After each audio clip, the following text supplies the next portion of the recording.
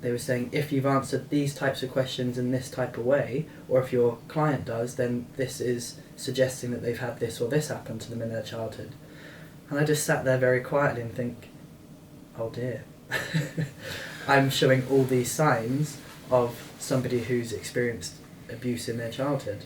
I've never met a person sat in a chair or on a Zoom and done a podcast that has full control and that's never suffered with a form of anxiety or type of depression. I genuinely don't know if I have any regrets in my life.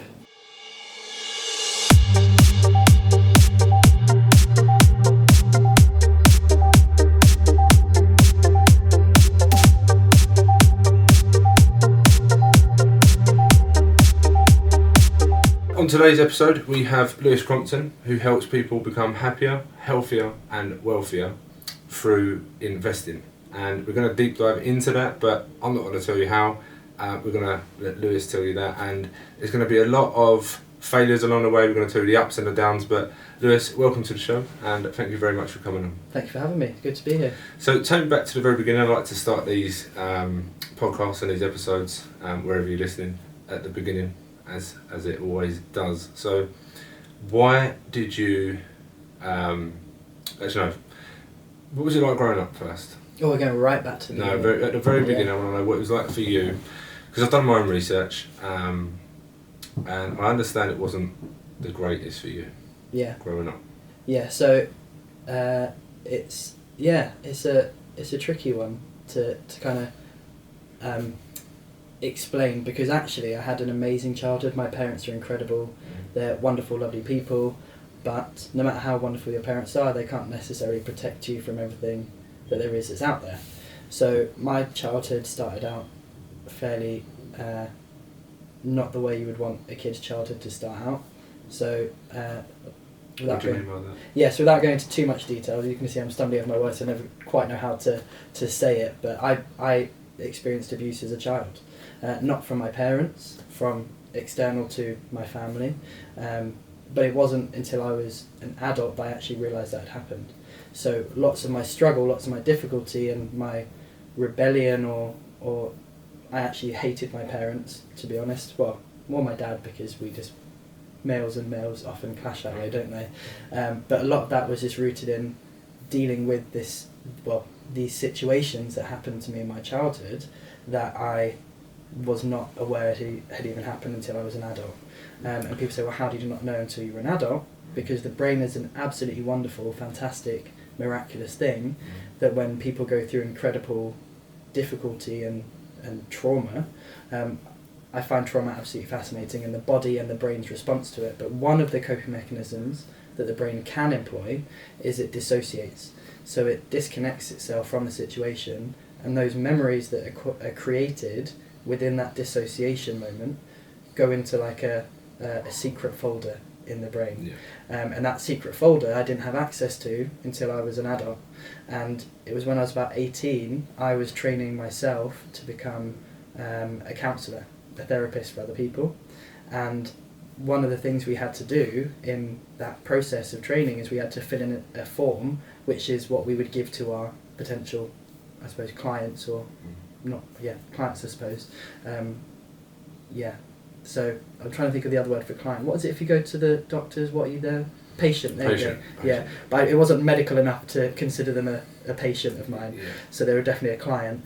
And the form basically that I filled in, I was going through my answers, and they were going through them with us in this like training room. They were saying, if you've answered these types of questions in this type of way, or if your client does, then this is suggesting that they've had this or this happen to them in their childhood. And I just sat there very quietly and think, oh dear. I'm showing all these signs of somebody who's experienced abuse in their childhood. And up until that point I had no idea, and then after that is when it all started to come out. So was it physical abuse, or was it verbal? Because I can certainly relate to what you're saying, and I've never said this on camera either. it's certainly with my dad as well, and it's the first time that anyone's ever said that. And funny enough, I took exactly the same journey. I went to become a support worker, Mm-hmm. and that unlocked something, and I thought, do you know what? It's got a capped salary, and that's why I just went, do you know what? I can't do it anymore because I can't make the difference I want to make. Yeah. And then I sort of went, no, can't do that. I'm going to park it to one side, and I can create more impact, if you will, through doing what I'm doing now. Yeah. And I've got more reach. Mm-hmm. But yeah, I mean, I'll expand on that once. Obviously, you can, if you're willing to share.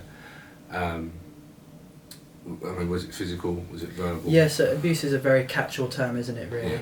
Yeah. And again, I would just say my parents weren't abusive to me. My dad has his own whatever and did have a bit of a temper, but that would never go over the top in terms of a physical thing. But I did grow up in a household where I was nervous a lot of the time because of his anger. But now he's great, love him to pieces, and he's chilled out a lot now. He's retired. But the abuse that I experienced outside of that context, outside of the family unit, was predominantly of a sexual nature. So that was, very, very hard to grasp and understand. And even the as an adult, becoming aware that had happened, and the memories that then started to come out of that secret folder became intrusive. And so I went through a very difficult time of these memories coming back. I was very heavily involved in church, and it was often in times of worship, so music and singing, or just resting in music and basically meditating.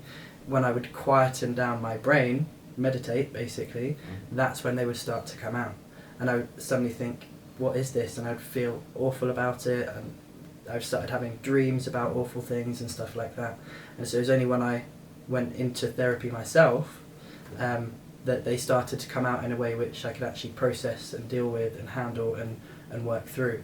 But it was quite surreal reading a book once about trauma and this type of trauma, and how many of my issues were just tick box for every single thing that happened to me, or rather everything that happened to me, all my behaviours as a consequence of that form of abuse just nailed me to the wall. I was like, that's exactly why I struggle with this, why I struggle with that, why I don't have boundaries, why I struggle to feel connected and loved within my own family. And I remember when I was in therapy once, I don't know if I've even told my parents this, so hopefully they don't watch this, but one of the reasons I had so much anger towards my parents growing up, but I didn't know why, and I wanted nothing to do with them, I didn't want to connect with them, is because I had this memory come back during therapy where my parents welcomed into the house one of these men that had abused me. And so I remember being logical as a child in this memory, thinking, but you're meant to be my parents, you're not meant to protect me, but you're welcoming in the person who's abusing me. And so that caused a massive disconnect as a child towards my sense of trust within my relationship with my parents. And so that's put a massive strain in that relationship for many, many years. Probably up until about 5-6 years ago. And and you mentioned boundaries there. That there's so many ways that I could take that. I mean, with the whole podcast on just trauma alone. Yeah. And what it's labelled as, and what you was labelled as, and because you could have been given a name as depressed. You could, and I'm sure you was at some point. Yeah. Again, something I can certainly resonate with as well that you touched on was sitting alone with your thoughts. Yeah. Even to this day now, I sometimes am guilty of, and I'm sure a lot of other people are listening. If I'm sat alone, and it's something I still struggle with, as I mentioned, that my mind will go at 100 miles an hour, and then thoughts come back, because as I mentioned in the previous podcast, that I was previously sectioned for reactive depression. Mm-hmm. I wasn't depressed, it was something that occurred, and it reactively I went off the radar. But there's these labels that I don't necessarily agree with. Mm-hmm. But what was your coping mechanism at the time? Really interesting question, because it was different for me than a lot of people. So the way, and again, coping mechanism without knowing that I was trying to cope. So growing up, So I became very, very religious, very, very spiritual. And the reason I did that, again, it's actually textbook if you look at what trauma does to you, because I needed to have black and white. That's the only way I could operate and feel safe in my own brain, is to have black and white. So picking religion, for me it was Christianity, and I still consider myself spiritual.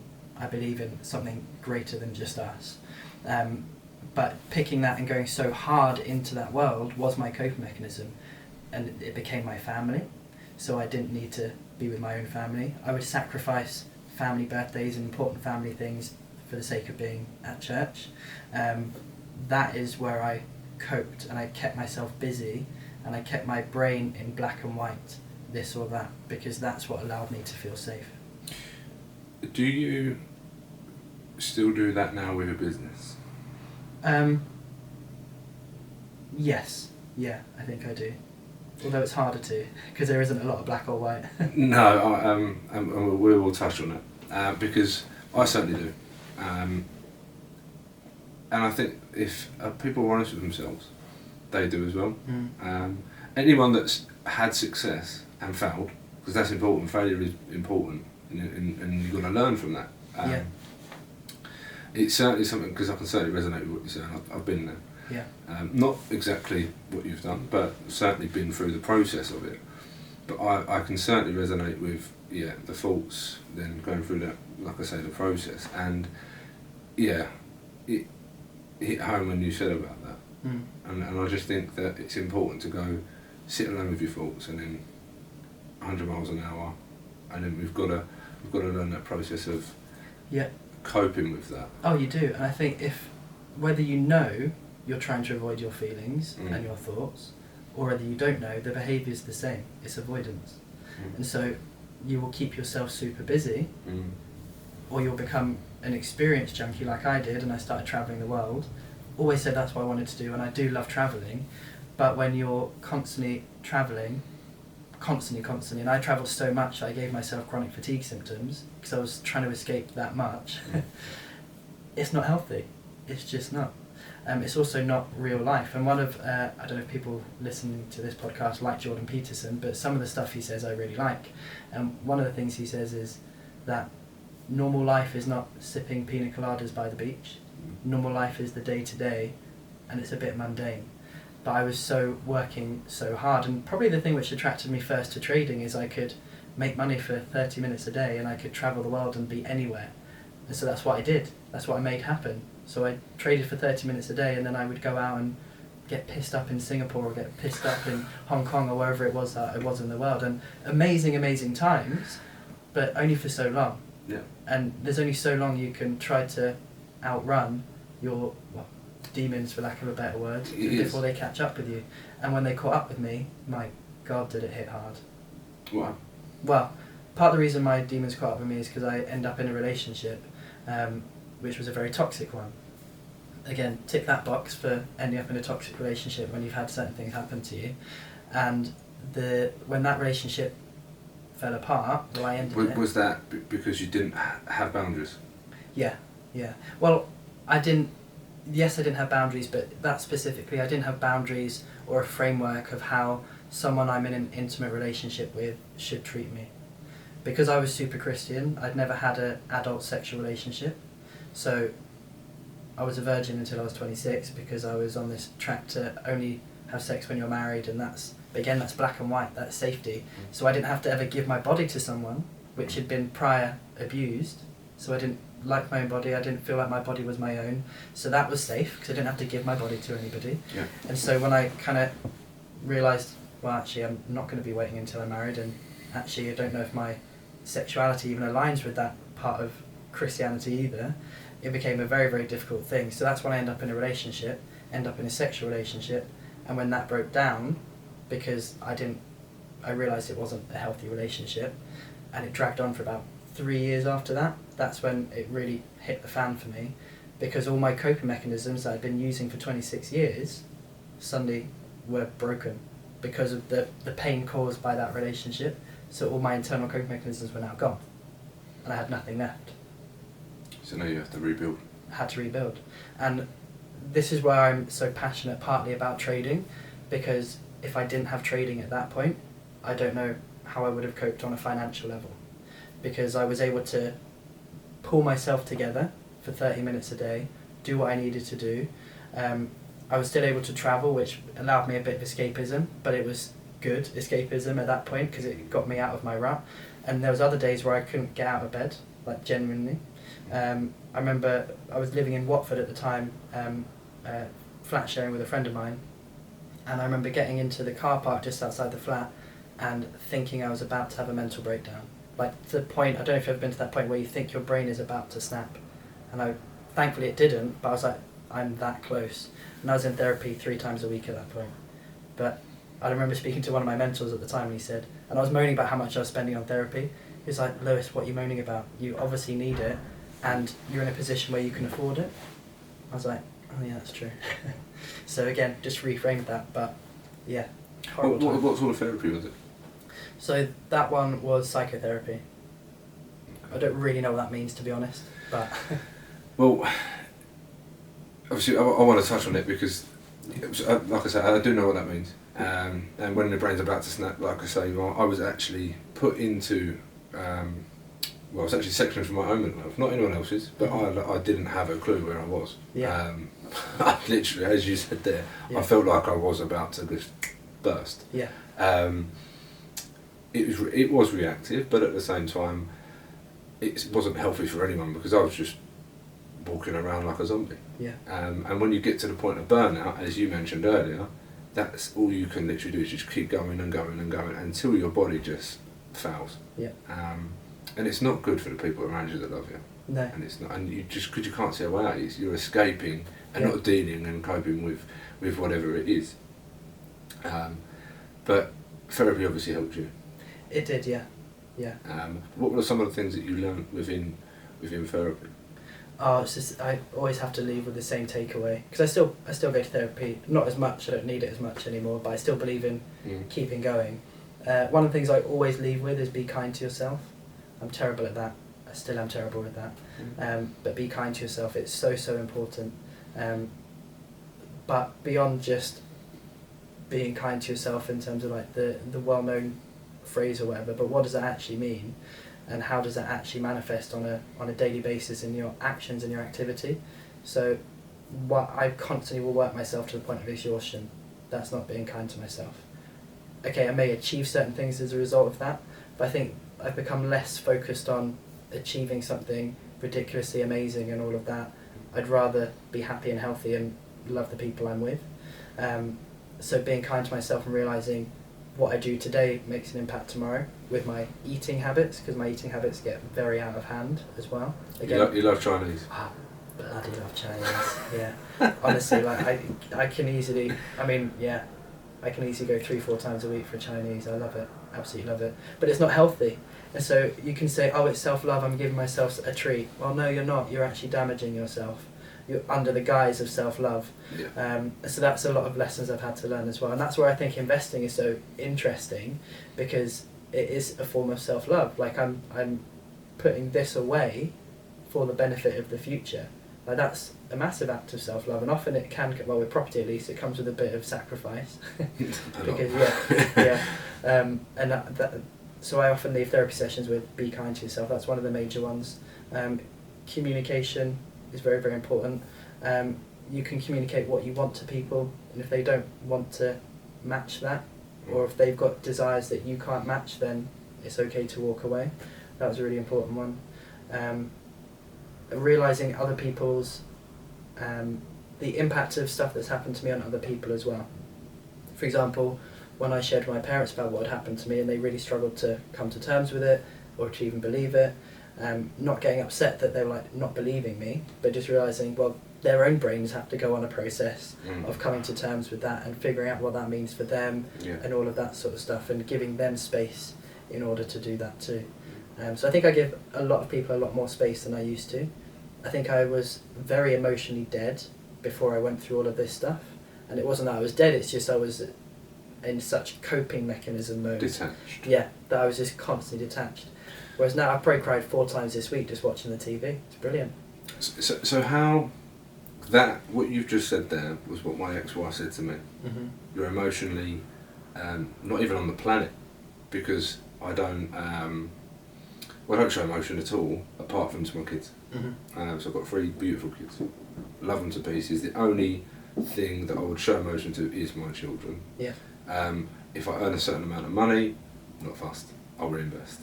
Again, the only thing is my children that would make me happy. Money, not necessarily, because I know it comes and goes. Yeah. What changed for you to make that connection, I suppose, with showing emotion? Yeah, I think, and again, maybe this is just where therapy has helped me, but what I went through disconnected me from people. It disconnected me from myself. I'm debating telling a particular story here. Do you know what, sod it, I'm open, but like I said, so one of the things that abuse can do is it makes you not feel like you own your own body, and I can't believe I'm about to tell this story, but anyway, hopefully it will help someone. And I remember this one point, I was, let's say, feeling myself, and I remember being in Switzerland, not that makes much difference to the story, in a hotel, and I was basically masturbating, there we go, I've said it, and I suddenly felt ownership of my body. And it was the first time, and I was probably in my early 20s, I was probably like 22, 23, and it was the first time I felt like I owned my body. Yeah. And I've spoken to people who've been through similar things who are a lot older. I remember speaking to this lady, and I won't say where she is because I won't identify her, but she'll know who she is. And she was married with kids, and she'd never had an orgasm. And it was only in her late 50s that she started to actually experience and take ownership of her own body that she finally had an orgasm. And seems very off-piste from what we're talking about, but again, a bit of self-love goes a long way. It does. But for me it was about connection. I wasn't connected internally to myself, I wasn't connected to my own body, I wasn't connected to my own emotions, because everything was disconnected, because I had to be so, this is this and that is that, to survive. Didn't realise that's what I was doing, but that's what I was doing to just try and survive and get through the days, that any time I would feel emotion I would push it down. And since going through having all my coping mechanisms destroyed and having to rebuild new ones, they're healthier. I'm not saying they're all healthy, I've definitely still got a way to go, but it allowed me to start feeling again. And connection with my parents is so much better. I'm now in a relationship which is a very healthy relationship, annoyingly healthy. I'm definitely the unhealthy one in my relationship now. And that all of those things have given me space to be brave, and by that I just mean let myself feel. And it's not always comfortable. It's really not always comfortable. And now, unfortunately, because I feel, I also do have depression every now and then. I also can get hit pretty hard with anxiety, but I would rather have those feelings than go back to what I used to have, which is nothing at all. And the reason I asked the question the way I did was my ex-wife used to say that I had this, was because I had no ownership. And it was exactly that. So now, it's going to sound horrible, but I'll just be blunt, which I am, as people will know, and you'll probably gather that. It's not that I don't care about what she's feeling, I don't care of the opinion if I don't believe it to be true. So now I take full ownership of any responsibility, but at the time I didn't. Like you've just said there, I'm in control of what I'm doing, to the best of my ability. So as everyone knows, I've got epilepsy. That's not something I can control, but I'm not going to let that rule my life. Simple things like picking medication up, I'd allow Gemma to do that. Now that's mine. If I don't pick medicine up, I won't be living the next week. So if I don't take that, I'm at risk of SUDEP, which is sudden unexplained death in epilepsy. I die. So I will take full responsibility for picking that up. Again, relationships. If I want to make that work, we connect, there's a deeper connection there. I have to put the effort in to make that work. If I don't, there's not a connection there. Breakdown in communication, even in business relationships, that's on me. So it always comes down to being happy. Again, if you're happy, everything will be better. It will be better, but I think from what you've just said there, my question to you would be, but where does that leave space for other people? Because there is a certain level of reliance on other people which allows you to have that connection. because I was fiercely independent. I would, from very, very young. Oh no, more people that come in my life, the better. Yeah, yeah. 100%. So, again, I'll use my ex-wife as an example.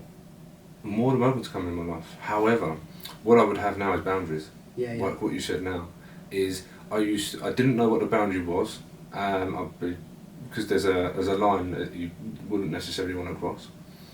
But sometimes the only way you know it's a barrier is when you break it once. You have to break it. We did, and then I ended up with a son. And you go, okay, I've crossed the line. And then you learn, you fail, and you learn again, same in business. And at that point, you think, no, I can't go that far again, but we push and push and push until you realise there's the line. Mm-hmm. More people in my life, the better, because that's how you grow. Yeah. You grow as an individual, you grow in your business. Yeah. It's the same in any aspect of life. You have to figure out where that line is. And there's no right or wrong. Mm. And that's what people got to realise. You are who you are. You've just got to keep going day by day. Yeah. And that's my outlook on it. If you haven't yet, and I've never met a person sat in a chair or on a Zoom and done a podcast that has full control and that's never suffered with a form of anxiety or type of depression that runs a business or works full time. Yeah. In my experience. And I think it's a good sign that you care. 100%. And I think if you are into business, you have a certain element of you which is a bit of a control freak, but you're going into a world where you don't have that much control. Like there's definitely things you can control, and you can behave this way, behave that way, do this and do that, but you still don't necessarily have a control over the outcome of it. So yeah, you're going. It is an anxiety-inducing place to be because you don't have control over it. Or let's take anxiety out of the equation. It's a stressful position to put yourself into, and I do think some people are more emotional naturally than others, and some people are less emotional naturally. Again, like you said, it's okay either way. You just have to be true to who you are and continue operating in that way. But then also be aware of the people in your life and how they operate, because they're not always the same as you. No, I completely agree with that. I mean, so what I'm going to talk about now is your business. Yeah. I understand from obviously doing my own research about yourself, and obviously knowing you a little bit about yourself, you appreciate the value and the cost of stuff. Yes. Not just the cost of items, Mm-hmm. but the value of obviously things that matter to you, as in the connection as well. But explain what that means to you, value and cost. So, cost is just how much something costs. Like for me, if you go and let me put it into my favourite thing, Chinese takeaway. So I love a Chinese takeaway. The cost of a Chinese takeaway that I tend to get is probably about 40 quid because I order too much. But it lasts me at least 2 meals, so it's all good. So it cost me £20 per meal, £40 for the takeaway, right? That's the cost. But what value is that £40 adding to my life? Is it giving me joy? 100%. Is it giving me £40 worth of joy though? That's up to me to decide. It's saving me the hassle of having to cook, so it's saving me some time. Probably for 2 meals worth of time, so is that worth £40? Is it adding £40 worth of health to my life? Probably not. So the cost and the value are two different things. Value is what it actually adds to you, cost is just the price, it's just what you paid. So taking that back into my business, if someone pays me for mentorship or education, the price of that, the investment in that, is what it costs. But the value that adds to them for the rest of their life should be way more than what they pay me. And that's always the goal. And it is. That is why we do what we do, is so that we can add value and improve people's lives for the better. And then obviously you had to initially invest yourself to learn. What people may not know about yourself is that you've obviously had to invest into this yourself. You didn't get a free ride. You've heavily educated yourself. Yeah. And obviously you've spoken on stage in front of thousands and thousands of people. Yeah. Even though you've openly admitted you suffer with anxiety as well. So tell me more about how much you've invested in yourself, you've educated yourself, and obviously you was working full time at the time as well. In a job you didn't really want to be working at. Yeah. So, tell me more about that. So when I first started looking at investing, it's because I was working retail. I started on the shop floor for better menswear, and I worked my way up. Always been a hard worker, and also in retail, it's not that hard to progress if you want to. So I worked my way up into head offices, and I started doing distribution and logistics. And then my manager was a bit of a bitch, and I couldn't moan to her manager because her manager and her were best friends and was also a bitch. So I was like, you know, stop this, so I'll just move departments. So then I moved over to merchandising, and I enjoyed it because I enjoyed the people I worked with. I've always been people orientated, and I just realised one day, I looked at my boss's boss's boss, who's probably about 60k a year, something like that, and I was like, that's not what I want to be on for the rest of my life, and even if I change company, I'll just be doing the same shit with a different shovel. I was like, I'm going to get so bored. Yeah. Like, I need a bit more stimulation than that for the rest of my life. And so I decided to start looking at investing because of that. I just didn't want to be a desk junkie. I had a career path, but it wasn't a career path that led anywhere that I really wanted it to go. And would never give me what I really wanted from life, which is when I did have kids. I've always wanted kids, don't have them yet, but when I do have kids, I want to be able to spend time with them. I don't want to be trapped having to go to the office and things like that. So investment was obviously the way forward. So initially I thought that was going to be property. So friends of mine told me about a book called Rich Dad Poor Dad by Robert Kiyosaki, I'm sure most people know, and I decided to buy the book, but I ended up not buying the book, but I saw an advert in the metro when I was on the train one day commuting to work about a seminar he was doing in London. Well, I say he was doing, he wasn't, someone on his behalf. So I turned up to the Bloomsbury Theatre on a Saturday afternoon, Bloomsbury Theatre, Bloomsbury Hotel in Tottenham Court Road, and a man named Nick was speaking, became a friend of mine, and I actually signed up for the wrong event. So I thought I'd signed up for the property event. I hadn't.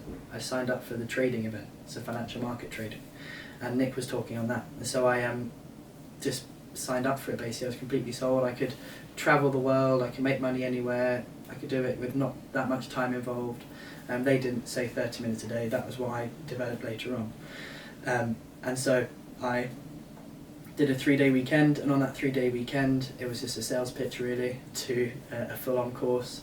So I did the full-on course, and that cost me half of my annual salary at the time, well actually just over half my annual salary, to do that training. And so I asked my dad if I could borrow some money. He said no. Said I was crazy. I went, probably am, but I need to do this.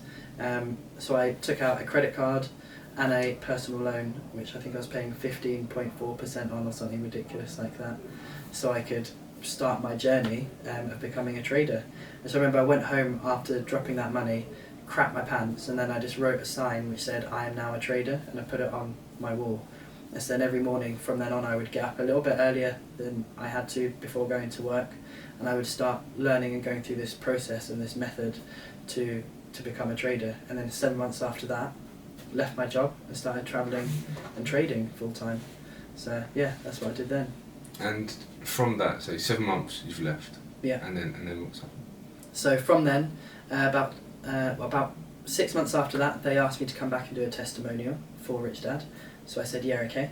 And then at that point, they realised I was good at speaking in front of people. So they said, would you like to come and teach on behalf of us? I was like, sure. So I started teaching for them, and as I travelled, I would stop off at different events that they had going on, and I would speak and teach at different places they had going on. And then about 2 years after that, I had met a load of property investors through that network. And so I decided to get involved on the property side as well. So I started taking my profits from trading, investing them into property instead.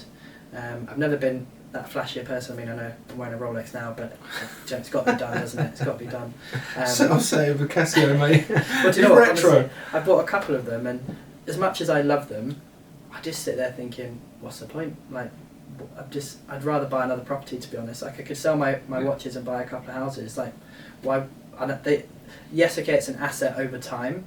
That's something we say to legitimise buying them. The reality is... irrational. Yeah, it's not, I'm going to hold this, but I could buy a house. Yeah, I'm going to hold it, so it's going to go up in value. Okay, but is it going to go up in line with inflation? And even if it does go up greater than inflation, how much is inflation actually eating away at that growth anyway? Yeah. Whereas, why wouldn't I buy a cash-flowing living asset? So I call things like Rolexes now dead assets, whereas I call like property a living asset. And I know someone out there is going to steal that as a concept for themselves, but anyway, you heard it here first. I'd rather buy properties now.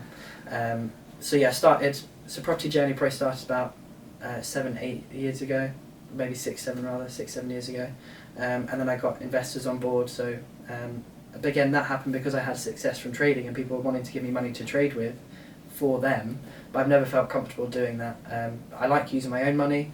I don't like the added pressure of other people's money, so I said, you can give me your money, but I'm not going to trade with it, but I'll use it for property investment. So that's what I did, and so I built 3 property companies, realised I hated having 3 property companies, so I sold 2 of them and went down to 1 property company.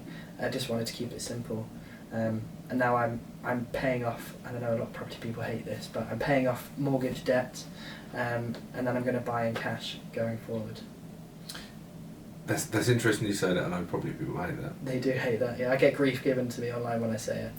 So I'm going to touch on the obviously the education part, but you've previously done a video on this, and I want to ask you, why are property gurus wrong? About which bit? They're wrong on various things. You can explain all you like. you just go all out, mate. Yeah. I love it. So I love the video, but I just want you to go all out as much as you want. So I agree with you. Yeah. One thing for me is property gurus go through cycles where they're right and then they're wrong, and often it's to do with the timing factor that they're wrong. They're giving the wrong advice or the right advice at the wrong time. So for me, right now, you shouldn't be investing in a way which is highly leveraged, in my opinion.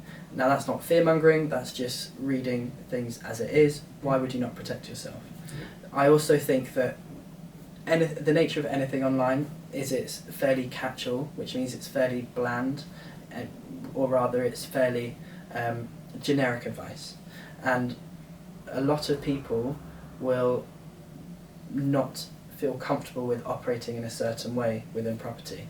Most of the people I know who were highly leveraged back in 2007 and 2008, they're the ones who got screwed over. Those who were at lower gearing, they're the ones who survived through that process. I was speaking to someone who runs a global business the other day about the recession, and one of the really interesting things that they were saying is that they were like, well, I've lived through 4 recessions already. This is very different to other recessions, because a lot of the previous recessions were about spending getting out of hand, people having far too much disposable income, and therefore the system was just not operating the way that it should, and so things had to come in to balance that. Right now, the reason we're going into recession isn't because we have too much demand, it's because we don't have enough supply. There's a big difference in what happens when that's the case. So they were saying it may not get as bad as it has done prior in previous recessions, but it will still be difficult, and it might be an elongated difficult period. But for me, again, my thing is about building financial stability and financial peace for people. If you're constantly geared as far up as you can be geared, and you're only paying interest, when does it end? And I also am never going to believe that property prices double every 10 years. Where are you buying? Where are you buying? Maybe in London, but even double, that's a big statement to say. Oh, the statistics, I'm not buying into those statistics, I'm afraid. And especially where I buy in the northeast, really great yields, but I ain't getting double in property prices in 10 years. So why would I buy everything just on interest only? That for me, that's not a long-term strategy. Surely the long-term strategy should be, if you don't need the money as well, like I'm not trying to live off of property income. So if I don't need that money, why would I not be buying back my risk every single month by doing capital repayments? Surely that's a more sensible process to be going on. And when I think about being able to leave my kids something, why would I not rather leave them a cash asset rather than a debted asset? For the sake of what? Ego? So I can grow faster, so I can have more property? Great. For me, it's the same thing as well. Turnover is vanity, profit is sanity. Same thing. It's such an important saying, that, because the amount of people that are selling their assets or their whole portfolios, just look at the market now. Yeah. People that can't sell them. Yeah. They're reducing the prices. It's such an important fact that you've just mentioned there. I've got so many properties that have been offered to me off market. Can you take it off? We'll sell it at a discounted rate. No, I don't want it, because you have to sell it at X, because you're leveraged so far. Yeah. Basically leveraged to the eyeballs. I'm not going to pay that, because it's just not worth it. And they're all over the country. It's just pretty much Yeah. exactly what you've just touched on. Because things go wrong. And where's your safety net? And these are experienced people. Yeah. They've got a lot of properties in their portfolio, and if you don't mitigate the risks, it will go wrong. Yeah. And this is what people have got to understand. It doesn't matter whether you're trading, whether you invest in property. Property's known as one of the safer investments, but that can still go wrong. Yeah. You can still lose money by doing that. Yeah. I want to make that very clear. I've made it clear before. It doesn't matter what you invest in unless you educate yourself. Mm-hmm. You've got to educate yourself, which brings me back to what you done. You didn't just educate yourself. You spent 7 months fine-tuning the craft. But I get the impression you didn't just spend 7 months doing a little bit in the morning. Just walk me through the process, because I can imagine you sitting there learning. Just walk me through that, because in my head I've got this impression you're sitting there every morning going, right, that's not right, that's not right, that's not right, but bang, we're going to get this, we're going to nail this down. Yeah. I can imagine that's you, very articulate. Yeah, so let me kind of talk about the process I take my students on, because it's exactly the same as what I did. Okay. So what we do with people is we have a very particular set of skills. I will find I just crap myself in the head on that one. Do it. Yeah, so we have a very particular set of skills, and the process of mastering those skills is a simple one, but it does take work. Yeah. And we keep it simple intentionally, because most of my students are property investors. Most of my students are either running businesses or also have families, so they want to make an additional income stream, but they don't want to spend loads of time doing it. So in your learning phase, you do want to spend more than 30 minutes if you can on a daily basis, but honestly an hour is enough. 2 hours is brilliant, but you don't have to do that if you can't do that. And what we're doing is we're testing the patterns that we apply to the markets. So we are pattern-based traders, we're what's called swing traders, so we're looking at daily charts. So a daily chart means that every candle, if you don't know what a candle is, it's a summary of the data from a particular time frame. That candle on the daily chart is worth 1 day's worth of data. So we're looking for patterns across that image that we're seeing in the market. So what we're doing on a day-to-day basis in our learning phase is we're mastering the ability to identify those patterns when they occur in the market, because they very, very rarely look textbook. So we need to learn to identify them. We're learning to identify where the resistance areas are, where the support areas are, and all that really means is we're looking to be able to identify where the market responds on a repeated basis at certain levels. So that's all that means. So we just need to make sure we're practicing and applying that skill correctly. So what my students do is every single day they're working through our content, which teaches them how to apply that, teaches them how to identify that, and then we review that with them if they're part of our mentorship program to make sure they're applying it all correctly. So once they've mastered our patterns, then they can master going live as well. And we talk about 5 different areas of mastery. So on we call it the star trading method. So it's five-pointed star. I'm trying to remember what they all are now. I will remember. So the first one is mastering the markets. So what is the market telling you? The second one is mastering your risk, so protecting your money. Like, we only ever risk a really low amount, so we risk 1% of our account, which is why I personally believe trading is a lower risk than property investment, because I've lost a heck of a lot more in property than I ever did trading. How much have you lost in property? On one deal? In total? Oh, in total? Flipping heck. Over 50k, which isn't big compared to some people, but my portfolio is not that. Well, 30k was one deal, which was a flip, which we bought the week before COVID lockdowns happened. Yeah, no one can predict that. No, but I should have trusted my gut instinct on that one, because I was working with a business partner who was saying these are what the numbers are. He'd done flips in the area before, and they'd been successful, but I just didn't. When I looked at the numbers and I was like, I'm not sure that's what we're going to get for it. But I trusted his experience, and I shouldn't have done. but that wasn't the reason why we lost as much as we did. Like, if it had sold for what it should have sold for, we would have broken even. If it sold for what he was saying it would have sold for, then we would have made 30k profit.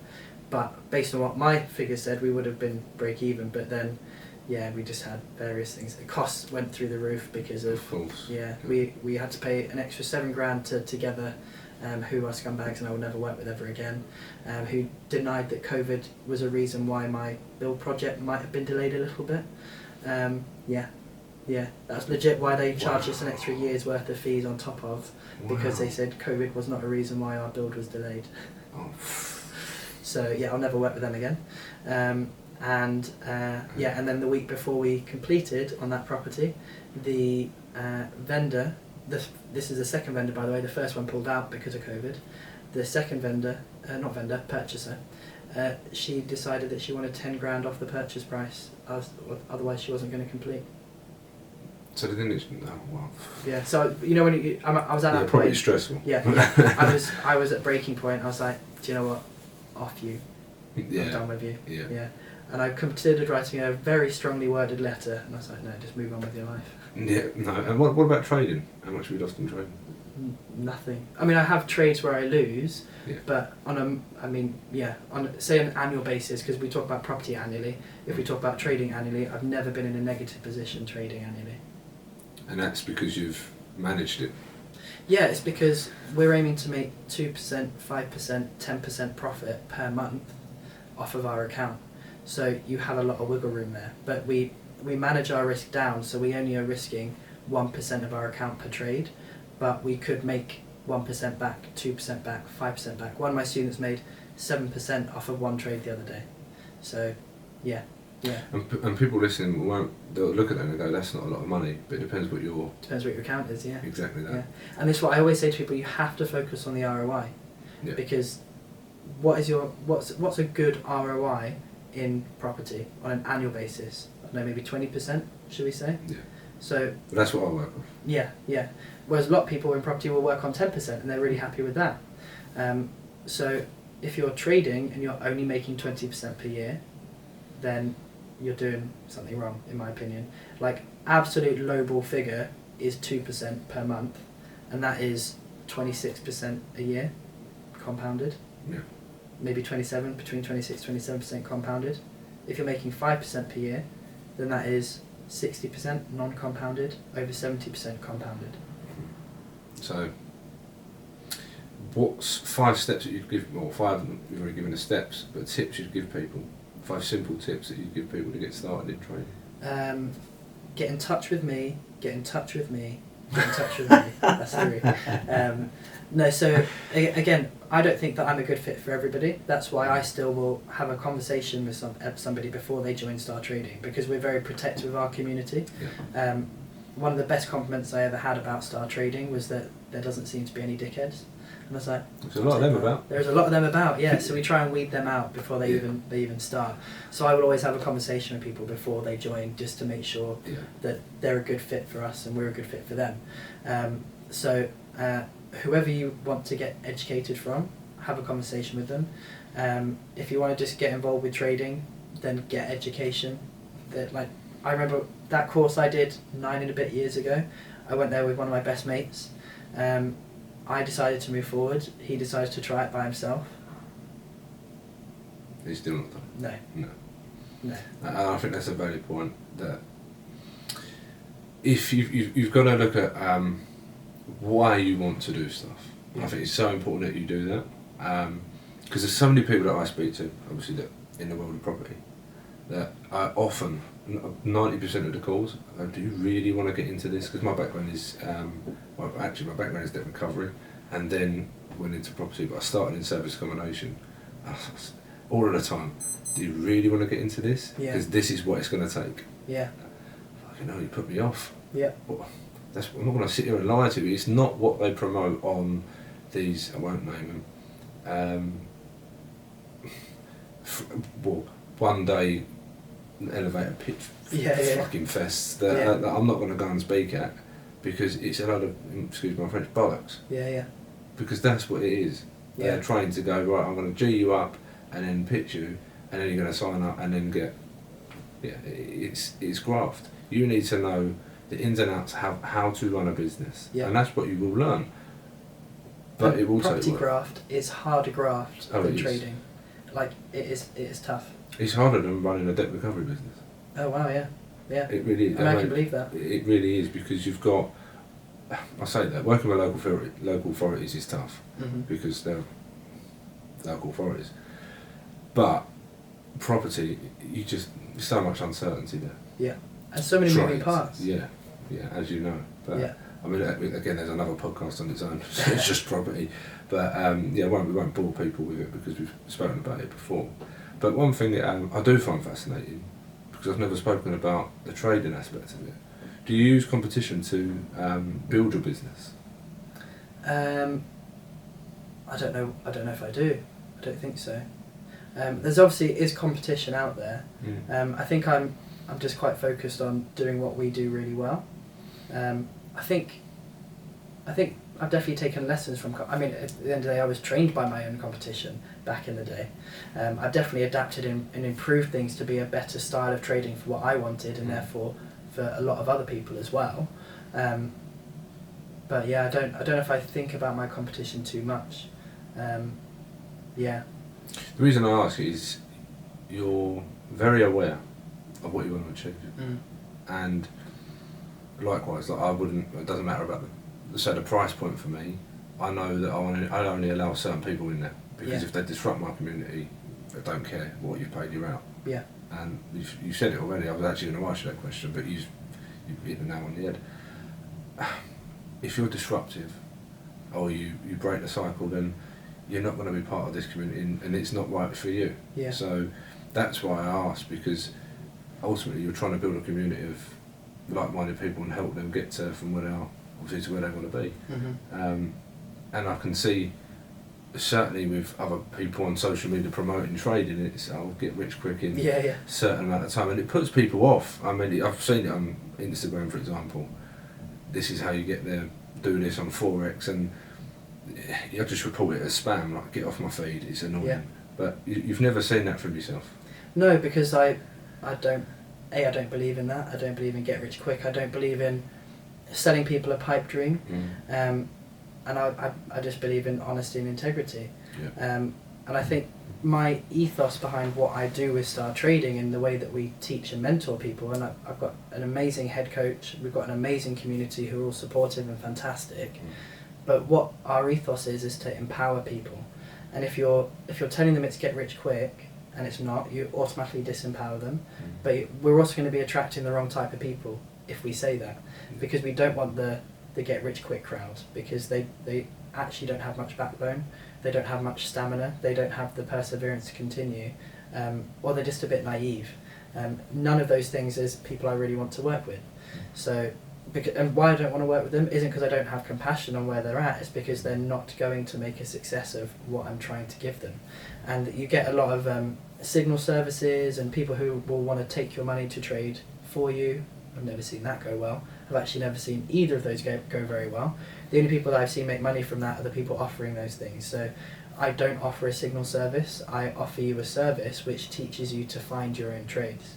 And based upon data and research and analysis, which you can do very quickly, but based upon what the market has performed over at least 3 years, and therefore is more likely going to continue doing as it performs as well.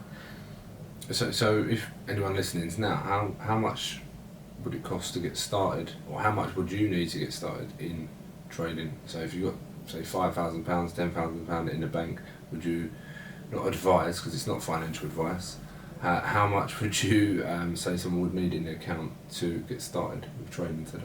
So this is one of the things I love about trading. With the brokers that we recommend in the UK, they are FCA regulated, so your money's protected. That's the most important thing. You don't have to use our broker. I say our broker, the one that we recommend.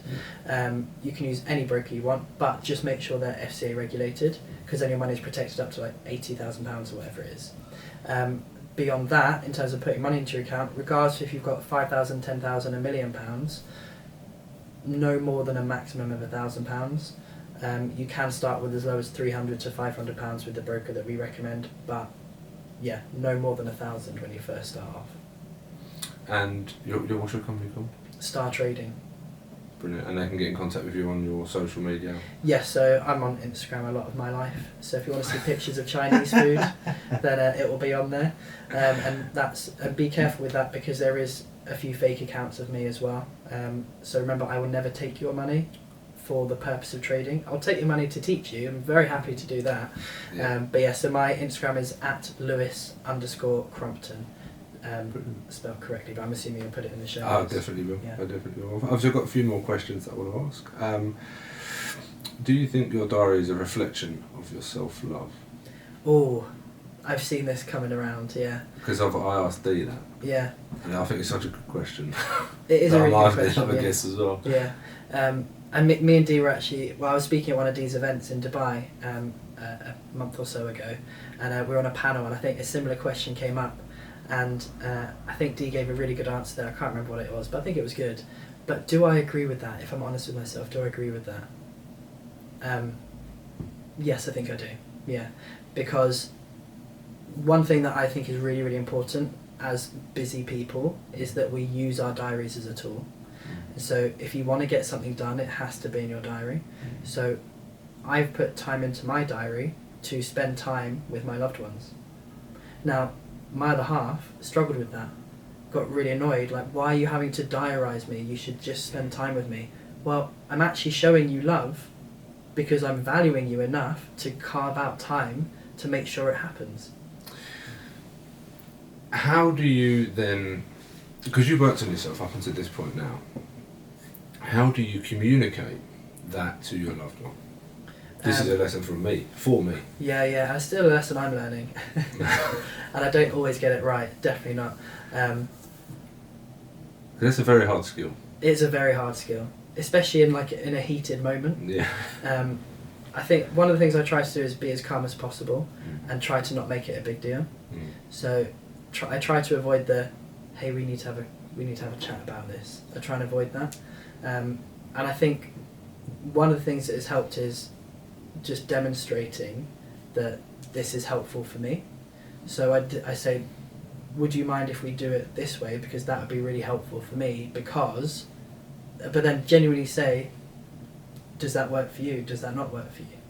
Because I think you can sometimes come into conversations thinking too much about yourself and not about the other person.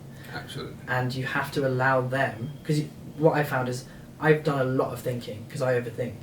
So I've thought about the consequence of this, I've thought about the consequence of that, but I've not allowed the other person to be on that same journey and process. So you have to learn how your other half, if it's a conversation with your other half, but it could be a conversation with a business partner, how do they operate? My other half does not come up with answers to questions like that. They do not externally process like I do.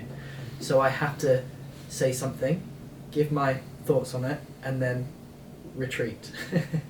And then allow... I can still resonate with that now as well. And then allow that to come back. But I've also gotten better at saying, we still need to have that conversation and come to a decision on that. So I know you need time to think about that, but we need to know by this point. So you've got from now until then, which is more than just 20 minutes because they need more than that. But if they need a few days, they need a few days. Is it taking you a while to get to the point where it's not black and white and they need more than 24 hours? Yeah, it has taken me a while, yeah.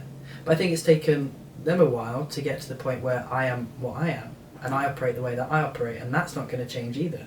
No, and it's I suppose, and I can only go by myself on this, you're continuously going to be working on it, and as we said earlier, you'll always be working on that to some degree, and I think I always relate back to business. When you work with people in business, there's going to be differences, no matter what, and then you've got to say, like you've just correctly said there, in my opinion, that people work in different ways, but then again, you've got to say, right, how does that work for yourself? And then you've got to set the boundaries from the very beginning, because you don't want to be crossing lines or overstepping boundaries, more to the point. But again, with your spouse, you've got to say, if that works for you, great, and then come back and retreat if that's your way. If it's not, that's where the communication or lack of rather could potentially become an issue. And it's certainly something I'm working on and becoming better at. It's not by any stretch one of the best of my skill sets. And Yeah. anyone I've spoken to, like I said, doesn't matter how much they earn, they're still working on that one skill set. But yeah, no, it's fascinating that is probably the biggest skill set that people work on is communication. Yeah. Because there is a fine line between too much communication, overly communicating, and not communicating enough. Yeah. I would rather err on the side of over communicate, but that can also be damaging as well. Like if I was to tell my other half all of my innermost thoughts all the time, I don't think that's helpful or healthy for a relationship either. So what would you not tell them? Well, if you're walking down the street and you see something that's pretty nice looking, you don't have to necessarily comment on that. Like that's for your own head and your own thoughts later on. That type of thing, or just if you, for example, if you're having doubts about your relationship, but you know it's because your head's in a weird space for whatever reason, I don't need to communicate that necessarily. If I'm having doubts about my relationship because of something specific they're doing, then I would maybe address that thing that they're doing and see if that can be worked on.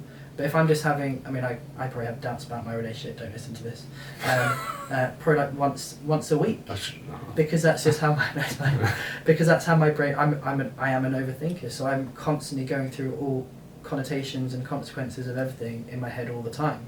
That doesn't mean I'm not in love, that doesn't mean that I don't want to be with that person, but my brain will entertain the thought of, is this the relationship you want to be in? And so it goes on that journey probably once a week. Are you an overthinker or nervous due to the upbringing you've had and potentially not feeling, this is an assumption, not feeling enough love from parents? I would say my parents definitely did show me enough love, I just don't think I was able to receive it. Because of stuff that I've been through. Like my parents are incredibly loving, incredibly accepting, incredibly, all of that wonderful, wonderful stuff. Very, very supportive, even if they don't understand. My mum still doesn't know what I do. I mean, she knows, I've told her a million times, but she's like, I don't understand what you do. But they're very supportive at the same time. So yeah, I would say it's more, I think I do overthink from maybe a nervous disposition. Which may be genetic because my mum's got a bit of a nervous disposition, could be from everything that I've been through, but again I think you kind of get to the point where I try not to let my past, my history, my story dictate who I am, and I just kind of have accepted, well, this is kind of how I am and how I operate. Things which are particularly unhealthy I work on to change and improve, but my overthinking is also a gift a lot of the time, and I don't mind that. I just have to manage it in certain contexts. And one of the ways I manage my anxiety at the moment is I've become militant and aggressive with gratitude.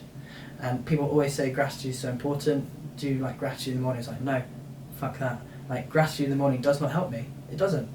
When I've discovered for the past month where I've been using this technique, I say technique, I just made it up one day, and I'm sure it's nothing new, but the second I feel anxious, I've turned that anxious feeling into a trigger to become thankful about everything I can think of in that moment. And so it's like the enemy of anxiety turns up, I just start machine gunning it with gratitude straight away. Hey, do you know what?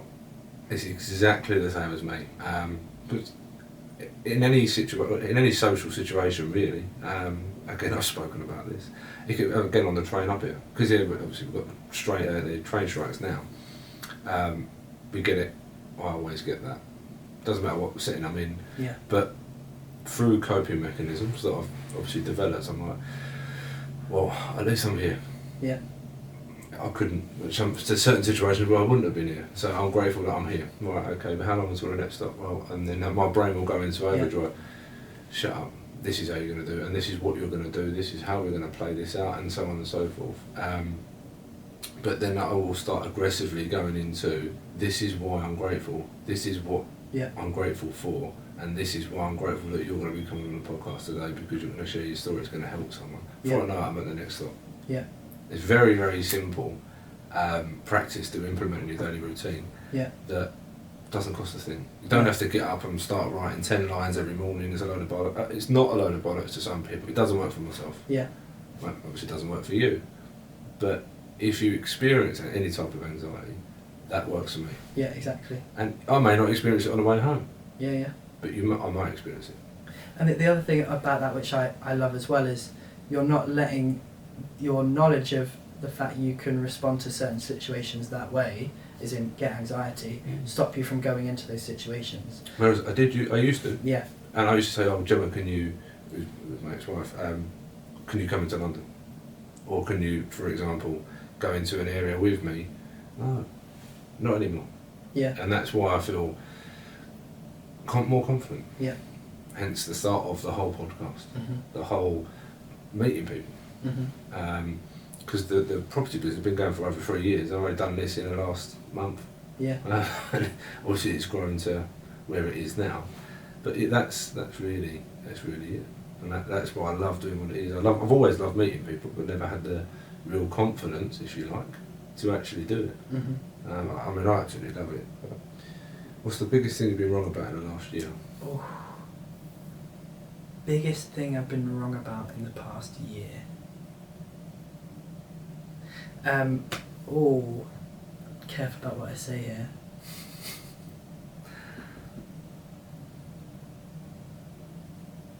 Biggest thing I've been wrong about in the past year. Okay, I'll go for this one because it's slightly safer. So I went into business with a guy a couple of years ago, and it turned out the whole business was a scam. So he had initially, and I knew him, I was friends with him, I'd been to a wedding with him, like he was in a mutual friend's wedding, we got on really well, all of that sort of stuff, blah blah blah blah blah. This particular business venture, he'd actually asked the friend who was getting married, who was our mutual friend, to also invest in this business, but it wasn't the right time for her, so she didn't. So he then came to me and I was like, yep, sure, okay, sounds good. I've got a bit, it was to do with clothing, I have a background in retail, so I can really help and add some value here. So I was going to go for it. Invested £10,000 to like get some of our initial stuff in place, and materials and things like that, and then it just all kind of disappeared and turned out it didn't exist. All the orders and stuff that I'd been sent didn't exist, there was no orders. It turned out he'd scammed somebody else out of more money with the same fake orders and things like that, which taught me a massive lesson about how to actually do due diligence. Because if I just called up the people who'd supposedly made those orders, they'd be like, no, that doesn't exist, and I would have known straight away. But I didn't even do that. And I fought him for 3 years to get that money back. And it was this year, I was speaking to a friend of mine, and she was like, how much of your energy has that taken from you for 3 years? And I was like, oh shit. And I suddenly realised, as much as it pains me, I just have to walk away from it now. And I've made way more money than 10,000, but it was the principle of it. I'm like, what am I holding on to this principle for? Like, people would say, oh, it's not about the money, it's the principle. Well, how is that serving you? How is my attitude towards this person who is a scumbag and is an awful human being and has 10 grand of my money, how is me holding on to that and constantly, like, once a week chasing messages, getting lawyers involved and everything like that, how is that actually serving me? Again, technically cost and value. That cost me £10,000, but the value it's now taking away from me is even more because I'm allowing it to continue. If I just cut it off as a cost, then it stops taking value away from me. And it's very important for people to recognise what you've just said there. You cut it off as a cost, but also a lesson to take from that is people will let you down. Doesn't matter in a relationship or your business. Yeah. People will let you down, but you've got to be aware that it will happen. Yeah. And it might seem harsh to say that, but it's the truth. Yeah. But as long as you've put the most in that you possibly can, but just recognise that enough is enough, and then walk away. But you've got to show a lot of awareness to go, enough is enough, and then move on like you've done. Yeah, and it's tough because in that situation it feels like I'm letting them win. Yeah. Yeah. But I need to let myself win and escape from that situation.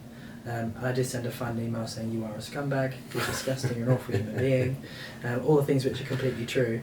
I was like, was that worth £10,000, that email? Probably not, but hey ho, maybe it's worth one. Just send 9 more. Yeah. 9 more emails to go, but it's fine. Send them an active campaign, yeah. 1 a year. What's the best piece of advice you remember receiving? Ooh, best piece of advice. Oh, that's a really good one. Best piece of advice. Oh, I don't know.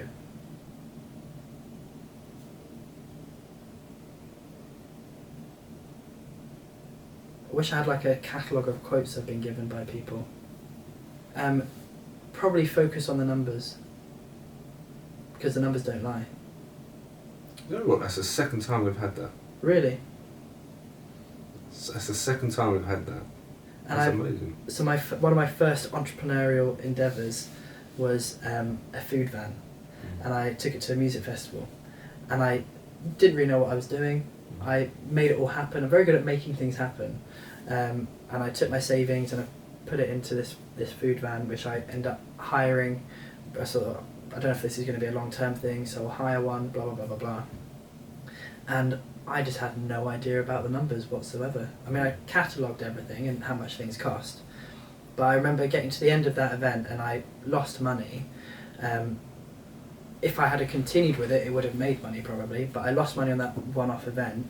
And I remember going back to it and thinking, oh, if I had have, like, the price I was charging, for example, it was a chip van basically, like sweet potato fries and normal fries and then different toppings.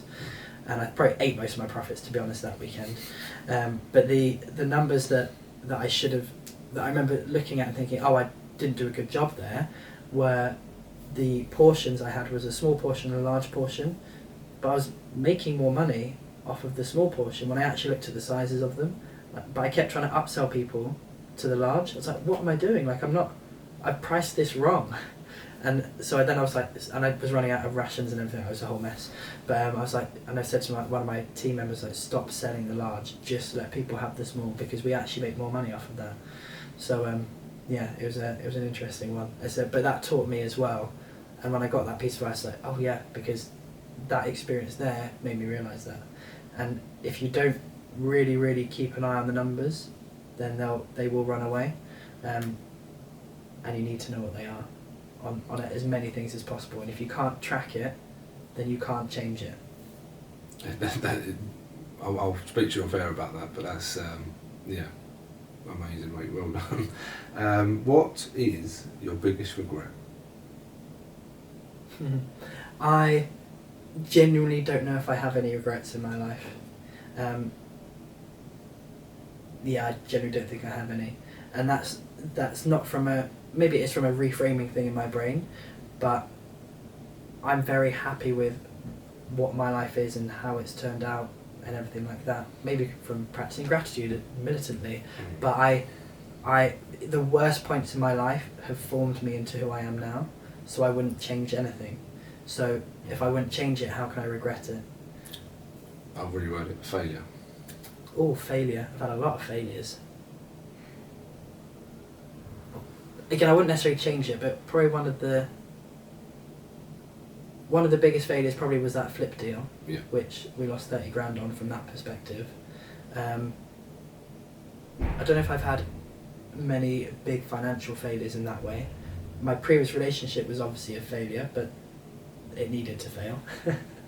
Yeah. I would actually say that on a personal level, I failed myself so much in that relationship for years after the relationship, because I kept allowing that person to have an influence over my life, and that degraded my sense of self so much that it was hard to get back from that. That's probably one of my biggest personal failures. Powerful. What's one piece of advice for everyone listening that you want to share with them today? Know your numbers. One piece of advice would be, don't listen to the gurus. Do what works and makes sense for you, and get an additional income stream, like trading. Brilliant. And my last one is, are you okay? I'm okay. Brilliant. Lewis, it's been a pleasure. Thank you very much for coming on, and thank you, like I said, again, I can't wait to have you on for another one, and I'm sure we will talk about dissecting pretty much everything that you've spoken about, but it's been a pleasure, mate. Thank you so much. Thanks for having me. It's been really good.